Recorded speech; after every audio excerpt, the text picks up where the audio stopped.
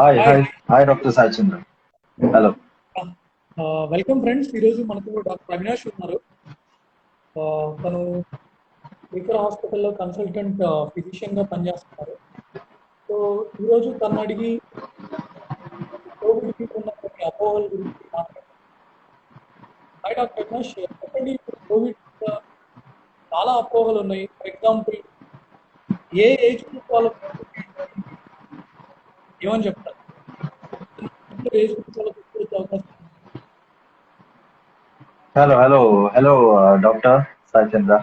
Thanks for inviting me. Hi. So corona గురించి కొన్ని myths గురించి మాట్లాడడానికి ఇక్కడికి వచ్చాను. So my self I'm general physician from Srikar hospital Kompally.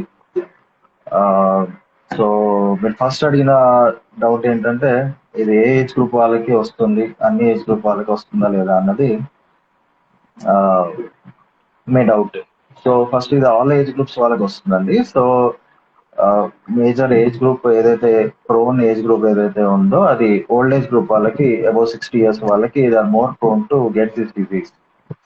So they are susceptible అనమాట. They are more chances of getting this disease.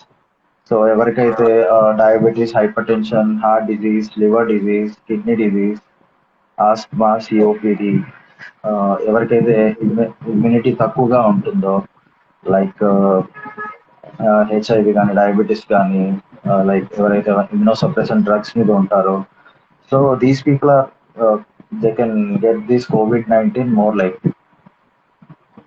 So or else ఇది అన్ని age group వాళ్ళకి వస్తుంది. ఓకే. ఏదైనా స్పెసిఫిక్ మెడిసిన్స్ ఉన్నాయండి ఇప్పుడు అప్రూవ్డ్ మెడిసిన్?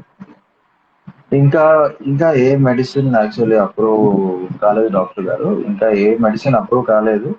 కానీ మనం మామూలుగా హాస్పిటల్స్ లో అడ్మిషన్ చేసినప్పుడు ఈ క్లోరోక్విన్ కానీ, అజిత్రోమైసిన్ కానీ, దెన్ యాంటీ రెట్రోవైరల్స్ లైక్ లోపినవేర్, రిటోనవేర్ అండ్ రెమెడెసివిర్ ఇట్లాంటి డ్రగ్స్ జస్ట్ మనం ప్రయోగాత్మకంగా ఉన్నాయి. జస్ట్ దట్ ట్రయల్స్ జరుగుతున్నాయి. సో ఇప్పటి వరకు డ్రగ్ ఆఫ్ చాయిస్ కానీ, ప్రివెన్షన్ కి డ్రగ్ ఆఫ్ చాయిస్ కానీ ఇంకా అధికారికంగా ఏది లేదు. So without any advice of doctor don't take any medicines because చాలా సైడ్ ఎఫెక్ట్స్ ఉంటాయి. జస్ట్ లైక్ క్లోరోక్విన్, మనకు క్యూటీ ప్రొలాంగేషన్ అవన్నీ ఉంటాయి. సో ఏ డాక్టర్ అడ్వైస్ లేకుండా we should not take any medicine. చిన్నపిల్లలకి కోవిడ్ వచ్చే అవకాశం ఉంటుందా? చిన్నపిల్లలు కూడా రావచ్చండి. రీసెంట్ గా మనకు నీలమర్ హాస్పిటల్లో ఒక 2-year-old చైల్డ్ కి మనం వచ్చినట్టు చూసాము. So they can easily contract the disease, ఎందుకంటే వాళ్ళకి ఇమ్యూనిటీ చాలా తక్కువగా ఉంటుంది. సో ఎవరికైనా వస్తుంది కోవిడ్. ఓకే. సో యూజువల్గా ఎవరు ఎక్కువ చనిపోయే అవకాశం ఉంటుంది, అట్లేమన్నా చెప్పగలుగుతామా? సో ఎక్కువగా చనిపోయే మన డెత్స్ యాక్చువల్లీ మన ఇప్పటివరకు రిపోర్ట్ అయిన డెత్స్ మనకు ఎక్కువ ఓల్డ్ ఏజ్ గ్రూప్ వాళ్ళకే ఎక్కువ డెత్స్ రిపోర్ట్ అయినట్టు మనకు చూపిస్తుంది మన స్టాటిస్టిక్స్. సో ఎవరైతే are younger age group, adolescent people కానీ యంగర్ ఏజ్ గ్రూప్ వాళ్ళకి they have recovery chances, good recovery chances are there. So ఎవరికైతే old people with all the comorbidities like diabetes, hypertension, heart diseases ఇవన్నీ ఉన్న వాళ్ళకి mortality rate ఎక్కువగా ఉంది. Okay.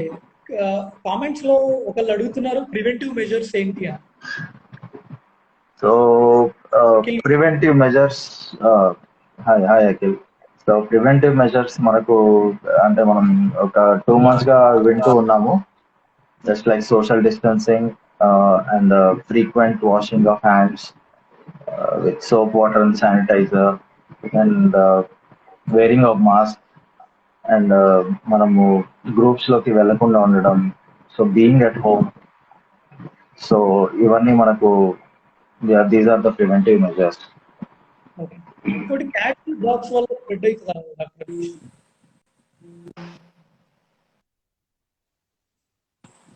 Hello.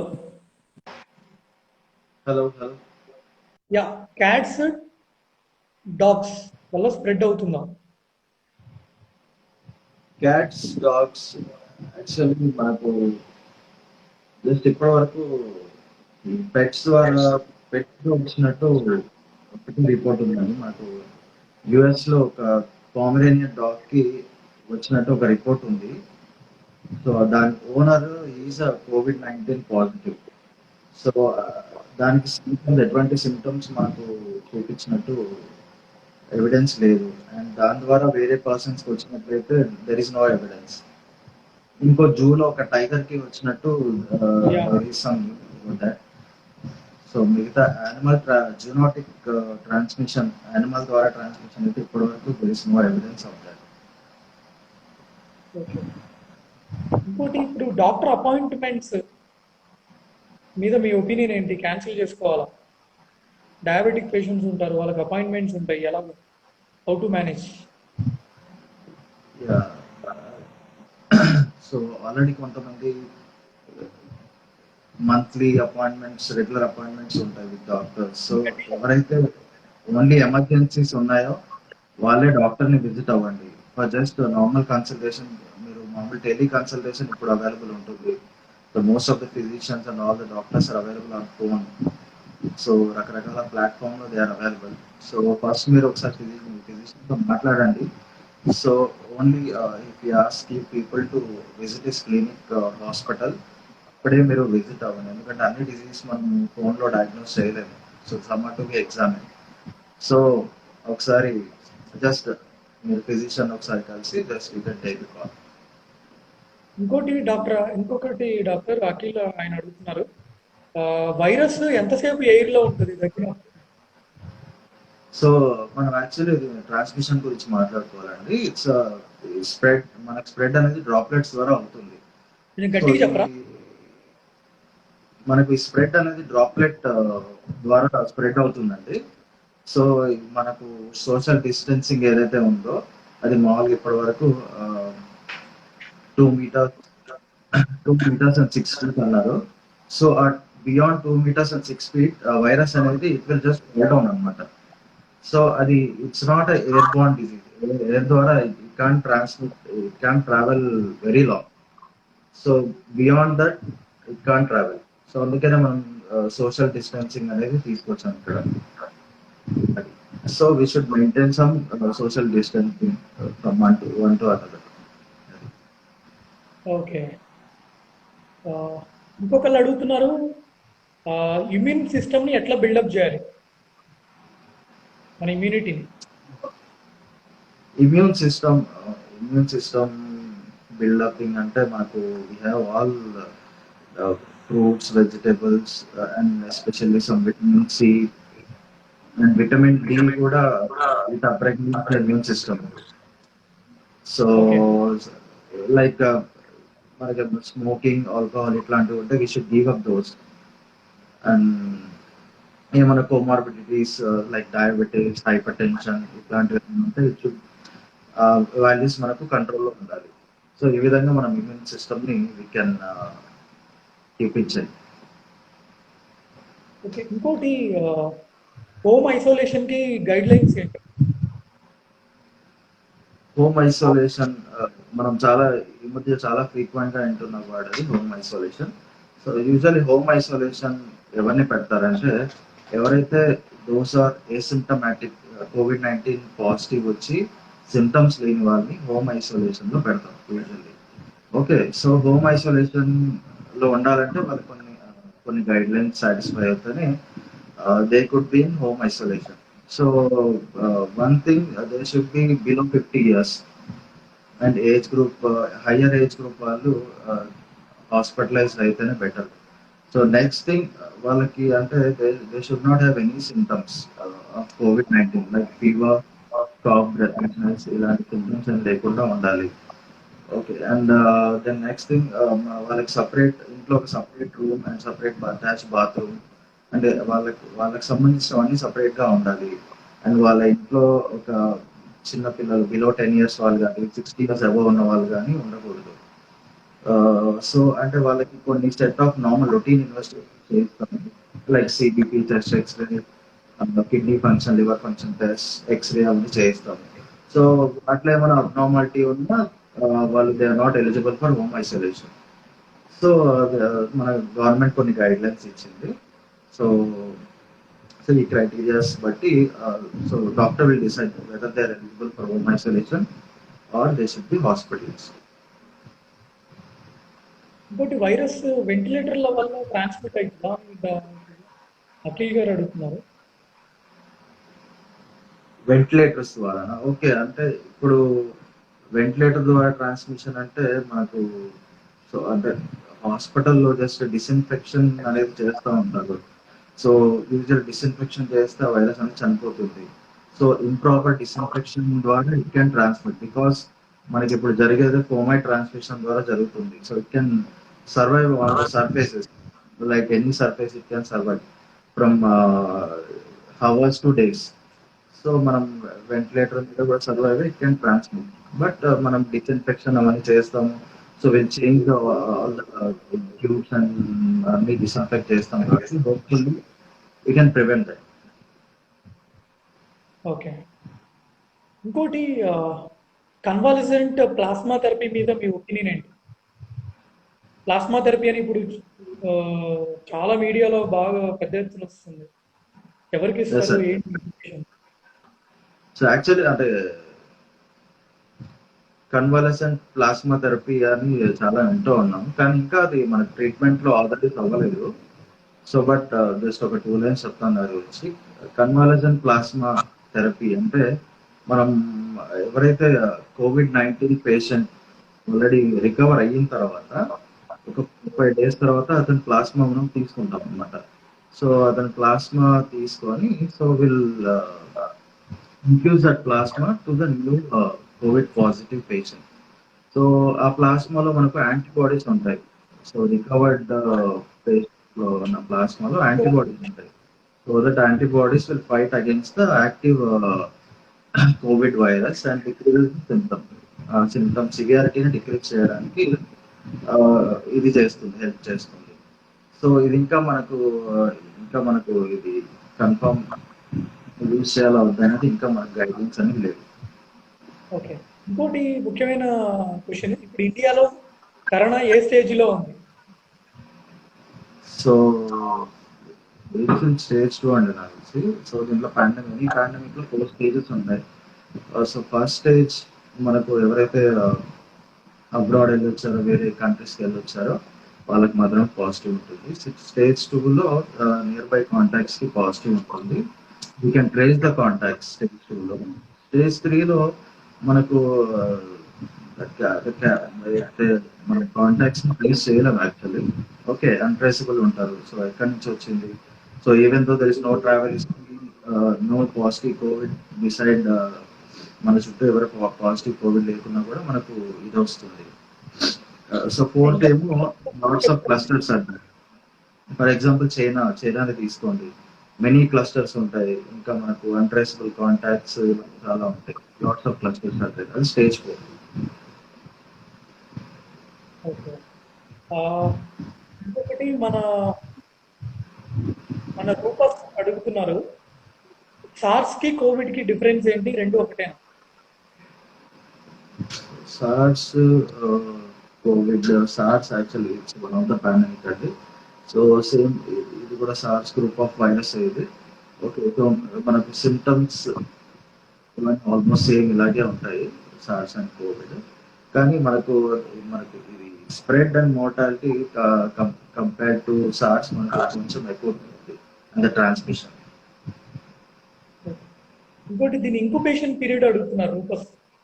Rufus చాలా interaction ఉంది మనకి యాక్చువల్గా. సో ఇంక్యుబేషన్ పీరియడ్ యూజువల్లీ మనకు 2 to 14 days ఉందండి. Average mean incubation period general 4 to 5 days ఉంది మనకు. ఓకే. ఇంకొక ఇంపార్టెంట్ ఇది ఇమ్యూనిటీ ఎట్లా పెంచుకోవాలి? సో ఇమ్యూనిటీ ఎలా పెంచుకోవాలని జస్ట్ మనం ముందు క్వశ్చన్ ఆన్సర్ లో చెప్తాను యాక్చువల్లీ. సో మనం ఆల్ ద విటమిన్స్, మనకు vitamin C, vitamin D and మనకు ఇవన్నీ మనకు ఫ్రూట్స్ అండ్ వెజిటేబుల్స్ లో ఉంటాయి. So salt water inhalation and warm water తాగడము, ఇట్లాంటివి కొన్ని, అంటే మెయిన్గా మనం ప్రివెన్షన్ మెజర్స్ బాగా తీసుకోవాలి. అంటే ఇమ్యూనిటీ వైజ్ అంటే మనం vitamin C and vitamin D, vitamin tablets తీసుకోవచ్చు. అండ్ ఆల్ ద ఫ్రూట్స్, మనకు ఫ్రూట్స్, చాలా ఫ్రూట్స్ మనకి ఇమ్యూనిటీ బూస్టర్స్గా ఉంటాయి. సో జస్ట్ మనకి ఏమన్నా అదర్ కోమార్బిడిటీస్ ఉన్నాయేమో చూసుకోవాలి. Just going to get all routine blood checking done. మనకి ఏమైనా వేరే డయాబెటీస్, థైరాయిడ్ ఇట్లాంటివి ఏమైనా ఉన్నాయో స్క్రీన్ చేసుకోవాలి. ఓకే. ఇంకోటి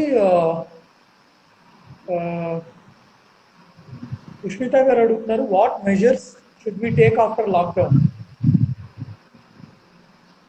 సో లాక్డౌన్ అయిపోయిన తర్వాత ఏ స్టేజ్ లో ఉంటాం ఇది, అంటే ఇంకా కేసెస్ మనకు ఎండ్ అయిపోతాయా లేదా, so we are not sure. So lockdown అయిన తర్వాత కూడా ఇప్పుడు ఏవైతే మెజర్స్ తీసుకుంటామో, లైక్ గ్రూప్స్లోకి వెళ్ళేందుకు అవాయిడ్ చేయడము, సోషల్ డిస్టెన్సింగ్ మెయింటైన్ చేయడము, frequent use of sanitizer, hand washing, wearing mask, ఇవన్నీ నాకు తెలిసి ఇంకొన్ని మంత్స్ మనం యూజ్ చేయాల్సి ఉంటుంది. ఎందుకంటే వైరస్ అంత నెల లేదు, మనం ఎక్స్పోనెన్షియల్ గ్రోత్ చూస్తూ ఉంటే it will take more time for the virus to get down. Okay. ఇంకోటి వసంత్ గారు అడుగుతున్నారు, what preventive steps should be taken after coming from out side? బయట నుంచి ఇంటికి వచ్చినప్పుడు ఎట్లాంటి జాగ్రత్తలు తీసుకోవాలి? సో బయట నుంచి లోపలికి వచ్చేటప్పుడు ఫస్ట్ బయటికి వెళ్ళేటప్పుడు ఎలాంటి ప్రివెంటివ్ మెజర్స్ తీసుకోవాలో చెప్తాను. అంటే మనం ఏదైతే మనం మనతో పాటు ఉండేవి, అంటే మన వ్యాలెట్ కానీ, వాచ్ కానీ, ఏదైనా వేరబుల్స్ మనం అవాయిడ్ చేసుకుంటే బెటర్. ఓకే, అంటే బయటికి తీసుకెళ్ళడమే లేకుంటే బెటర్. సపోజ్ అవి తీసుకెళ్ళినా మనము సపోజ్ లోపలికి వచ్చిన తర్వాత అవి ఆల్కహాల్ 70% ఐసోప్రొపైల్ ఆల్కహాల్తో డిస్ఇన్ఫెక్ట్ చేయాలి. లైక్ వాచెస్ కానీ, మన ఫోన్స్ కానీ, they will act as fomites. So మనం లోపలికి ఎంటర్ అవుతేనే జస్ట్ మనం ఏదైతే క్లోత్స్ వేసుకున్నామో అవి వెంటనే మనం వాషింగ్ వేసుకోవడము, సో మనం కంప్లీట్గా బాత్ చేయడము, లైక్ మనం బయట ఒక శానిటైజర్ మనం బయటనే పెట్టుకొని మనం శానిటైజర్ ఒక 20 seconds మనం రబ్ చేసుకొని లోపలికి వెళ్ళడము. సో ఇలాంటివి చేస్తే, ఇక ప్రికాషన్స్ తీసుకుంటే మన ద్వారా వేరే వాళ్ళకి, మన ఇంట్లోకి రాకుండా we can avoid, prevent. Okay, thanks doctor Avinash, we are very very thankful to you. ఈ ఇంటరాక్షన్, ఈ లైవ్ సెషన్ చాలా చాలా ఇంటరాక్టివ్ చేసినందుకు, ఈ లైవ్ సెషన్లో పార్టిసిపేట్ చేసిన ఫ్రెండ్స్ అందరికీ I'm very thankful to them. Thank you so much viewers. Thank you so much doctor. Hello, ఏమన్నారు? Thank you so much. Okay, thank you. ఇంకొకటి, హలో, రూపస్ అడుగుతున్నారు, మాస్క్ ఎట్లా వేసుకోవాలి, ఎట్లా డిస్పోజ్ చేయాలి? సో ఓకే, చాలా మంచి డౌట్ అడిగారు. Mask just I show you.